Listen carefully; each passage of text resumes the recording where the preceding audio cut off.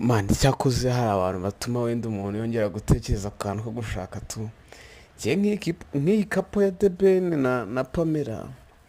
mba mbona kabisa ibintu biryoshye ewa uko bigaragara uko babitwereka ewa kibaye ariko ubundi nyine urukundo rwaba rumeze nta stress tu ibintu byose bihora ari gutya ariko bisaba ikintu kimwe bisaba ko haba harimo ibice tu